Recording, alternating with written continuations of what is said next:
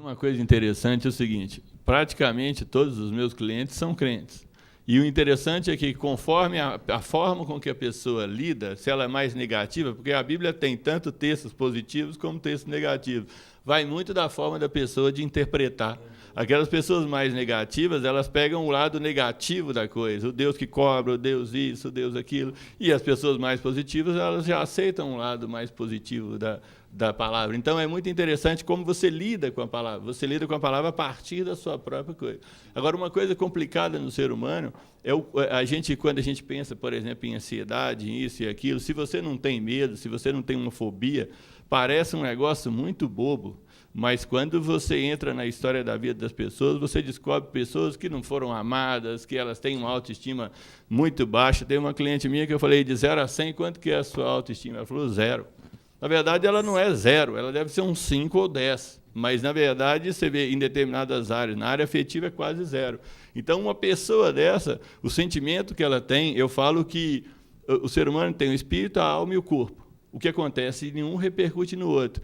A fé, ela é muitas vezes influenciada pelo emocional, porque uma pessoa que tem uma autoestima negativa, ela pede alguma coisa a Deus, e fé, Hebreus 11:1, a certeza daquilo que você espera, a convicção de fato que você não vê, e se você pede e não acredita, você não resolve isso. Eu falo que para você ser abençoado, você tem que acreditar em duas coisas. Que Deus te ama e quer te abençoar, e aceitar ser abençoado. Então, eu tenho clientes que falam assim, eu sei que Deus ama, mas eu não acredito que Ele me ama. Essa conversa está muito boa, mas a plateia quer perguntar, né, gente? Porque, afinal de contas, nossa plateia ela representa você que está em casa. Passa o microfone aí e faz a sua pergunta para eles. Com relação ao... Fala seu nome primeiro. Gisele. Gente, lembrando que hoje é aniversário da Gisele. Vamos dar uma salva de palmas para ela.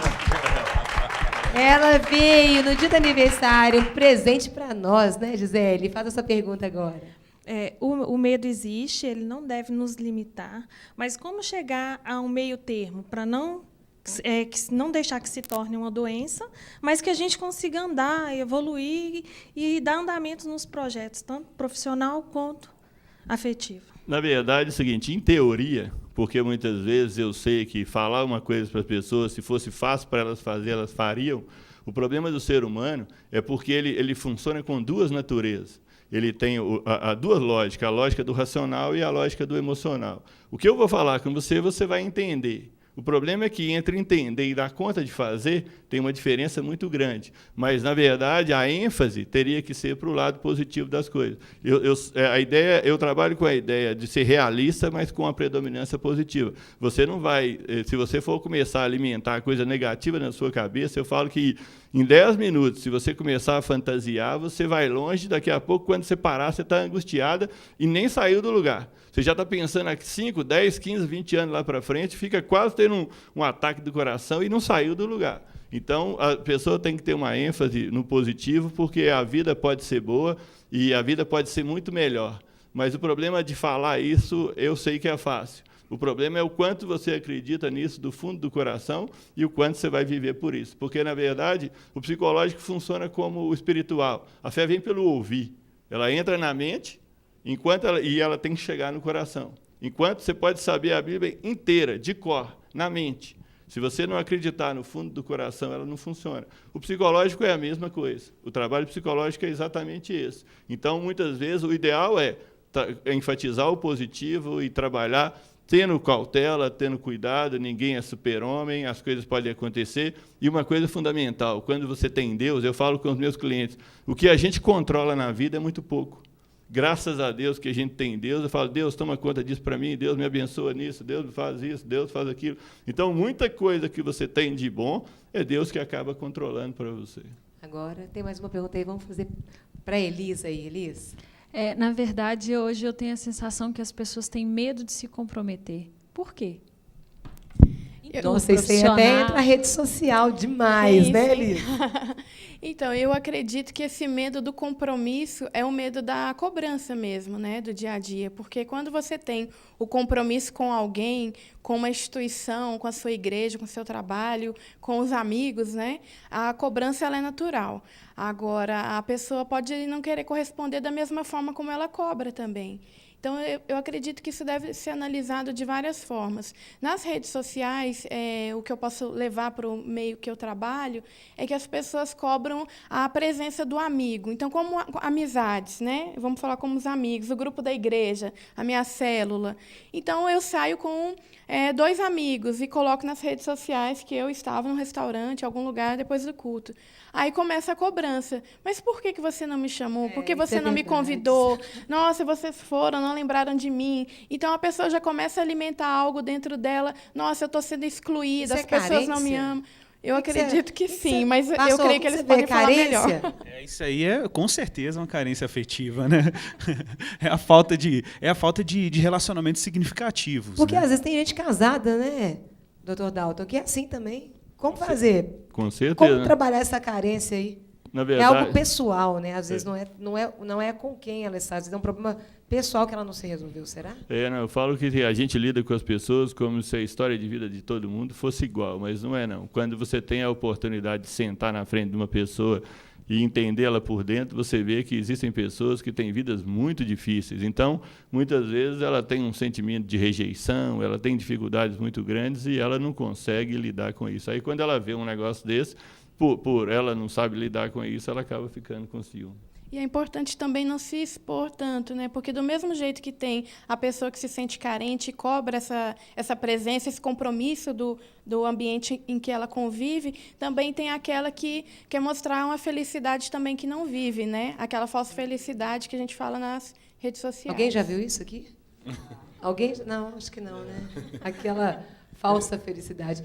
Eu não sei se vai chamar a plateia ainda. Eles têm mais perguntas. Tem mais perguntas? Tem. Só intermediar uma aqui, pode? Pode, claro. A Bíblia diz que Deus não nos deu espírito de covardia, né? Mas de ousadia. A pessoa, de repente, toma essa coisa com muito extremo, né? E mete a mão pelos pés porque não pega todo o contexto. Porque a fé não exclui essa ousadia, não exclui a razão, não exclui o cuidado, não exclui você calcular antes de a guerra, né?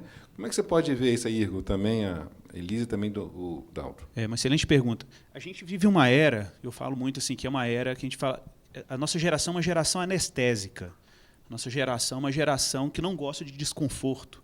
A gente tem esse fenômeno da adolescência expandida, né, de jovens que chegam aos seus 30 anos de idade, ou até mais, e ainda estão na casa dos pais, porque desfrutam de uma série de confortos que os pais até se mobilizaram para fornecer isso para os filhos, porque são de uma geração de muito desconforto, de muito sofrimento, né? E isso produziu um efeito colateral também. Acomodou. Exatamente. A nossa geração é uma geração que ela tem medo de ousar, né? Tem medo de arriscar. E tem também a geração, e concomitante a isso, nós temos os inconsequentes, né? Pessoas que dão saltos, querem arriscar coisas muito grandes, muito ambiciosas, e não fazem cálculos ou previsões com relação aos riscos. E muito inconsequente, né? Dar esse salto em nome da fé, né? Aí da fica fé um pouco dele, pior. né? Pois Não, é, exatamente. E se fosse da fé, estava bom. Porque muitas pessoas... É a fé em si mesmo. Muitas vezes as pessoas dizem que têm fé, mas isso é esperança, vontade, desejo. Fé é Hebreus 11:1. Fé é certeza. Se eu tenho certeza, eu tenho fé. Então, utilizando o nome de fé, as pessoas fazem coisas na esperança de conseguir. Isso não é fé. Por isso que as pessoas se dão mal. E aí é que complica. E depois ainda culpa Deus, né? Ainda culpa Deus. Eu não sei se vocês já viram, tem um filme muito interessante, chama Terras Sombrias, Shadowlands. É a história do C.S. Lewis, que fez o Crônicas de Nárnia, ficou muito conhecido. Ele era um professor universitário em Oxford, né, de literatura. É muito interessante esse filme, porque o Anthony Hopkins faz o papel do Lewis, né? E no filme, o Lewis está numa universidade, é um professor universitário, cercado de livros, se protegendo de todo mundo. A única relação humana que ele tinha era com os alunos. E todo mundo ficava assim, poxa, mas ele é tão isolado da vida social, ele não se relaciona com ninguém, só fica cercado de livros e tal. E, numa determinada altura do filme, aparece uma americana na vida dele, leitora dele, cria uma instabilidade enorme. Ele era um britânico formal, né? E aquilo cria uma instabilidade na vida emocional dele. E, de repente, ele descobriu que estava feliz, que estava desfrutando de alegrias que ele não desfrutava antes, porque se arriscou num relacionamento. Aí ele vai e diz, por que você nunca fez isso antes? Agora que você está descobrindo a felicidade. Né? E aí ele descobre que, na infância, a mãe dele morreu, foi a relação que ele tinha, e ele não conseguiu se recuperar daquela relação.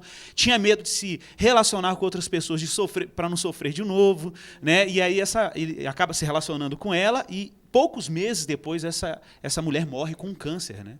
Ele chora, experimenta todo aquele sofrimento anterior, mas ele retoma o evangelho e diz, olha, não, a felicidade envolve certo risco. A felicidade envolve você também dar saltos de risco na sua vida, né? Então, muita gente foge dessa experiência, né? Com medo de experimentar outras coisas, de ter um desconforto, mas felicidade também tem uma relação aí com um pouco de risco, né? De dor e desconforto. Eu ouvi uma frase falando assim, que precisamos encarar os medos para receber as vitórias também, né? Então, você precisa... E o senhor vai falar, mas antes, Negra, canta pra gente, querida. Canta pra gente. Nova, a música que vai estar no CD, que chama Alvo Marcado. Ó, que bênção.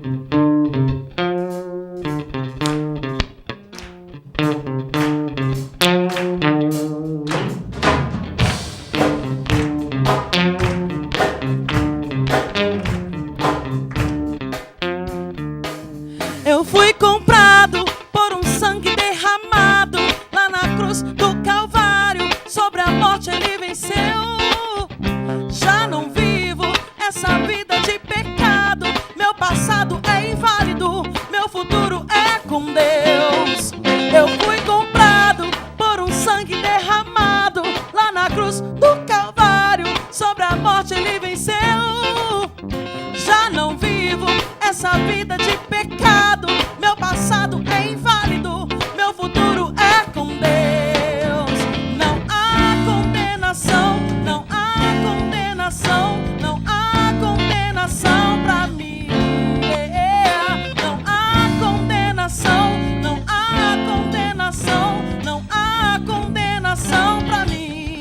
Eu sou alvo marcado da promessa de Deus. Já morri pra mim, agora eu vivo pra Ele. Eu sou alvo marcado da promessa de Deus. Já morri pra mim, agora eu vivo pra Ele.